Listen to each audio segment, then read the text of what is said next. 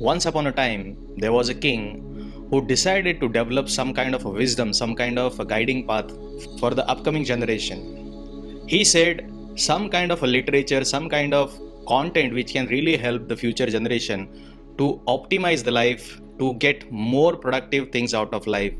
So he decided to call upon writers, scholars, and intellectual people. So one day a meeting was held by the king with all these intellectual people, scholars, and writers. And he asked them, can all of them write some kind of literature, something which will help the future generation, some content which will act as a guiding path for them? All of them agreed on that point, and they said, yes, your majesty, we will work on the content which is desired by you. We will work on some literature which will help the future generation. They went back and started working on this project.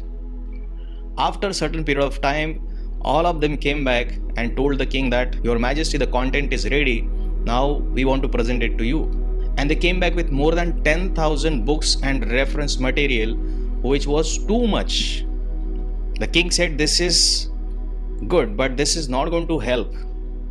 I want even more less amount of content which can be easily accessible by people. He said, this is too much. Why? Because such a huge content will not be referred by people. So he said, go back and work on it and develop something which is even more less. So they went back, and next time they came back with 1,000 books. This time around also king said, no, this 10,000 books are too much. I want even less content which can be referred very easily. The scholars and the writers, they again went back, and this time they came back with 100 books. So they were thinking that this time the king will be really happy and he will accept their content. King said, even these 100 books are also not going to help. So we need even less content. Can you go back and develop something which is even lesser than this? So they went back, and this time around they came back with 10 books. The king said 10 books are even too much. He is expecting even less content. The scholars and writers and those intellectual people went back again this time, and this time they came back with only one book, single book. Again, as usual, the king was not happy. He said, this is too much of content. I need even less than this. Can you develop something which is even lesser? So these people went back and again started working on the content, and this time around they came back with one single page. And the king said, this one page is also too much of information. I don't want this. I want even less. Can you go back and work on to something which is even more less than this? So the intellectual people went back, and they this time around came back with one single statement, one single sentence.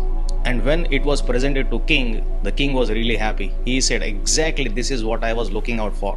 You guys have done fabulous job. He awarded all of them, and he said, this is the piece of information which is going to help the next generation to bring what is best inside them.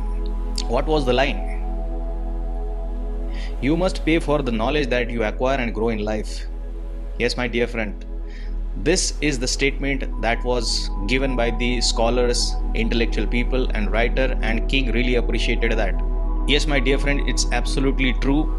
The reason it's true because every time you acquire something, you need to pay either money, you need to pay time, you need to pay resources, or you need to pay something or the other in exchange with the knowledge or the content that you receive.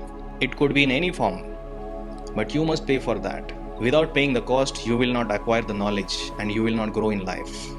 Thank you so much.